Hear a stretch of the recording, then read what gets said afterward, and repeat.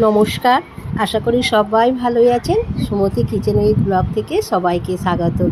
আজকে আমি একটা নতুন রেসিপি আপনাদের সঙ্গে শেয়ার করছি। আপনারা প্রথম থেকে শেষ পর্যন্ত দেখবেন, আশা করি ভালোই লাগবে।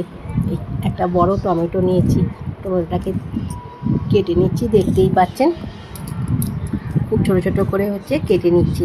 আজকে মটর দিয়ে ডিম দিয়ে তরকারিটা করব, আশা করি ভালোই লাগবে।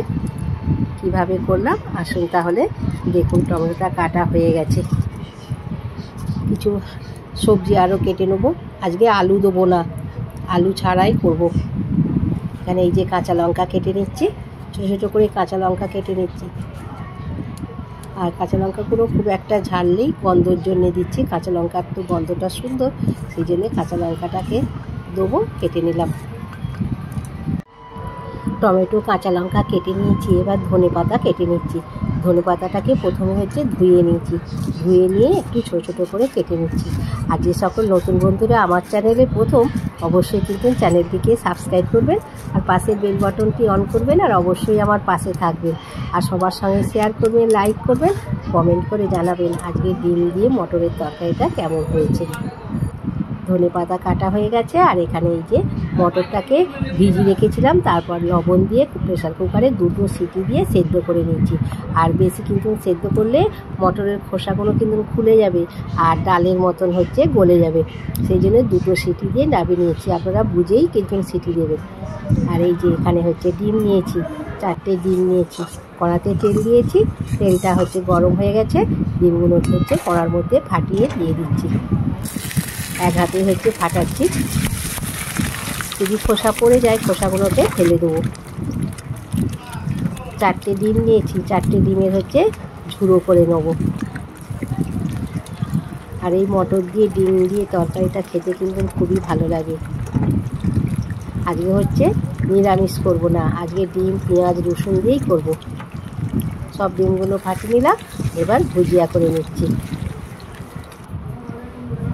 লবণ দিলাম, লবণ দিয়ে আর এই যে এইরকম করে খুন্তি দিয়ে দিয়ে ডিমগুলোকে ভেঙে দিচ্ছি, গুঁড়ো করে নিচ্ছি।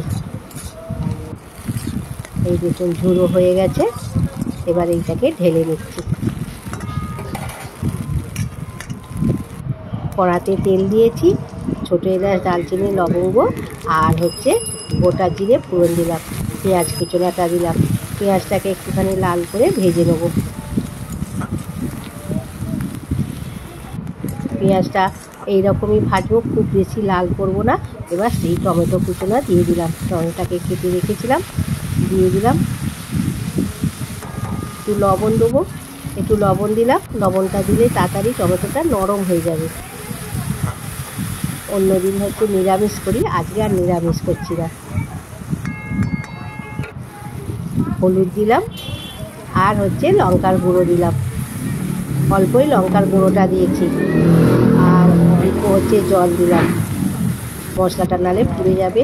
অল্প আদা রসুন দিলাম আর এক চামচ রসুন দিয়েছি আর অল্প আদা দিয়েছি, দিয়ে ভালো করে মশলার সঙ্গে কষে নিচ্ছি। আজকে আমি আর ধনে গুঁড়ো, জিরে গুঁড়ো দিলাম না। আপনারা যদি পছন্দ করেন দেবেন, আমি ধনে জিরে ছাড়াই করব।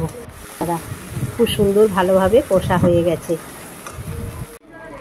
আদা রসুনের খুব সুন্দর গন্ধ ছেড়েছে। এবার জল সমেত মটরটাকে দিয়ে দিলাম, সেদ্ধ করে রেখেছিলাম, দিয়ে একটু নেড়ে নিচ্ছি। আর আদা পরিমাণটা আমি কম দিয়েছি, রসুনের পরিমাণটা বেশি দিয়েছি। আদা বেশি দিলে আবার তেতো হয়ে যাবে। একটু নেড়ে নিচ্ছি, নেড়ে নিয়ে এবার জল ঢেলে দেবো। জল দিলাম আর 1 চামচ চিনি দিলাম। চিনি দিলে যে কোনো তরকারিতে টেস্টটা আরও দ্বিগুণ হয়ে যায়। আর যেহেতু এই তরকারিটা টমেটো দিয়ে আছে, সেই জন্য 1 চামচ চিনি দিলাম, ব্যালেন্সটাও ঠিক হয়ে যাবে।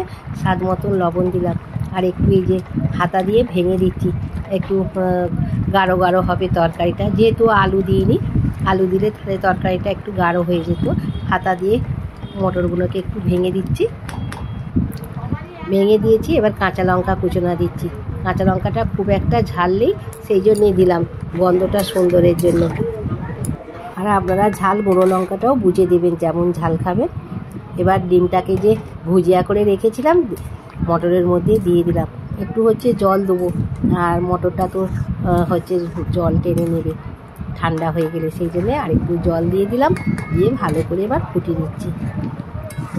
দেখুন কি সুন্দর দেখতে লাগছে। আর ওই যে আমার একটা বনু এসে গেল, বনু খেতে এসেছে রাত্রিতে। গরম মশলা গুঁড়ো দিয়ে দিলাম আর ধনে পাতা দিলাম। বনু তো প্রতিদিনই খেতে আসে। খাবার টাইম হয়ে গেছে, চলে এসেছে। আমারও তরকারিটা হয়ে গেছে। ধনে পাতা দিয়ে একটু ফুটিয়ে নামিয়ে নেবো।